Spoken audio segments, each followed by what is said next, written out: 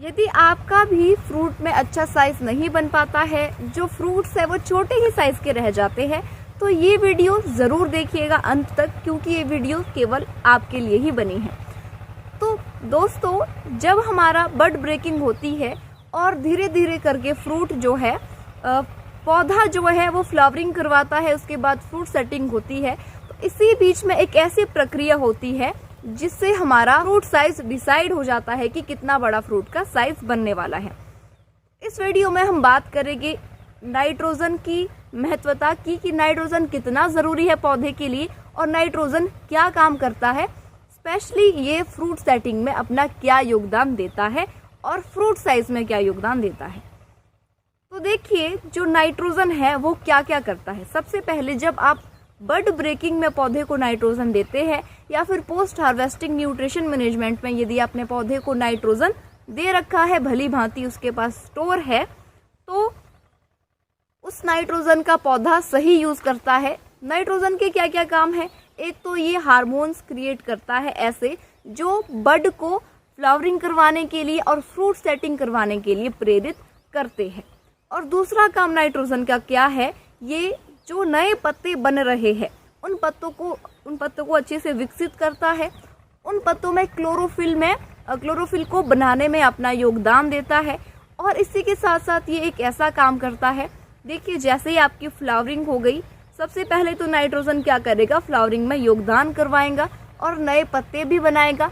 उसके बाद जो आपका बड ब्रेकिंग में या फिर आपका फ्लावरिंग के समय नाइट्रोजन मेन काम करता है वो ये है कि देखिए जैसे ही हमारा फ्रूट सेट हो जाता है वैसे ही क्या होता है, सेल डिवीजन का काम शुरू हो जाता है।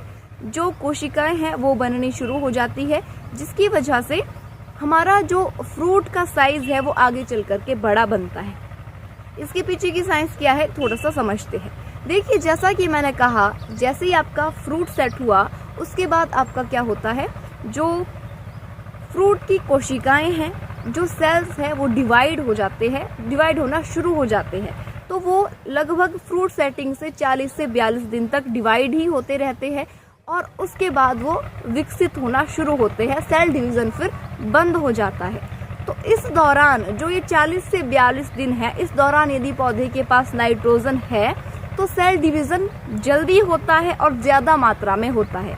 यदि ऐसे में गलती से भी पौधे के पास नाइट्रोजन की डेफिशिएंसी हो गई तो समझ लीजिएगा कि आपका जो फ्रूट साइज है वो छोटा रह जाएगा। बाद में आप चाहे जितनी मर्जी नाइट्रोजन दे दीजिए, वो बड़ा नहीं होने वाला है।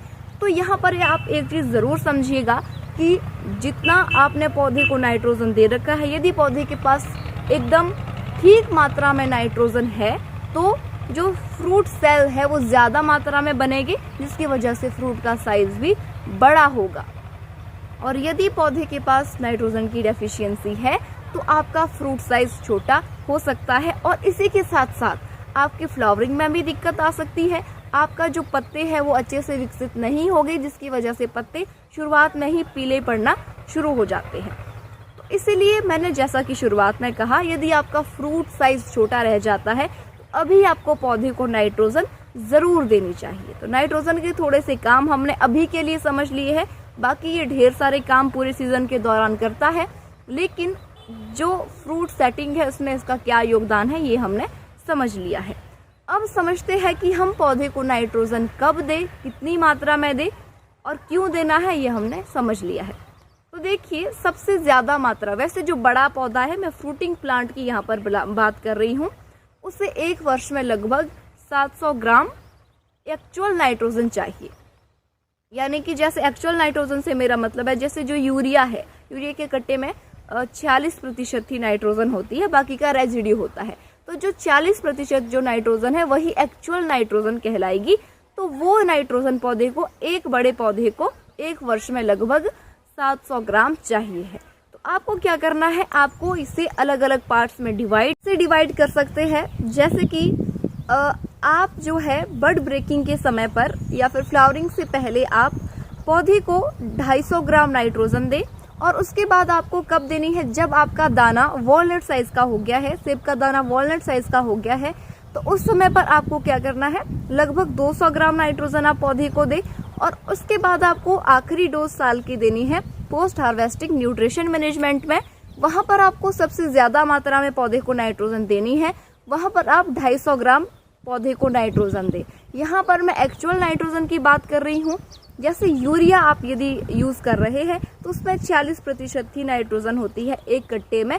आपको उस हिसाब से डिवाइड कर लेना है कि यदि इसमें 40% ही नाइट्रोजन है तो आपको पर प्लांट कितनी नाइट्रोजन पौधे को देनी है। और इस बात का आप विशेष ध्यान रखिए कि आपको जो डोज है उसका ध्यान रखना है। जैसे वॉलनट साइज पर आपको ज्यादा मात्रा में पौधे को नहीं देनी है नाइट्रोजन, अन्यथा आपका जो फ्रूट में कलर है वो अच्छा नहीं आएगा और ज्यादा ग्रोथ होने की वजह से, ज्यादा वेजिटेटिव ग्रोथ होने की वजह से आपका जो फ्रूट है वो थोड़ा सा वीक हो सकता है, उसकी जो क्वालिटी है उस पर थोड़ा सा असर आ सकता है। इसीलिए आपको नाइट्रोजन को अच्छे से मैनेज करना है। तो उम्मीद है आपको इस वीडियो से अच्छी खासी जानकारी, उम्मीद है आपको इस वीडियो से काफी कुछ सीखने को मिला होगा। इसको जरूर अपने ऑर्चर्ड में अप्लाई कीजिएगा और इस साल खूब बड़ा फ्रूट का साइज पाइएगा और नाइट्रोजन का अच्छे से यूज कीजिएगा।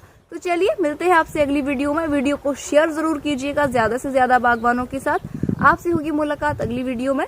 तब तक के लिए नमस्कार।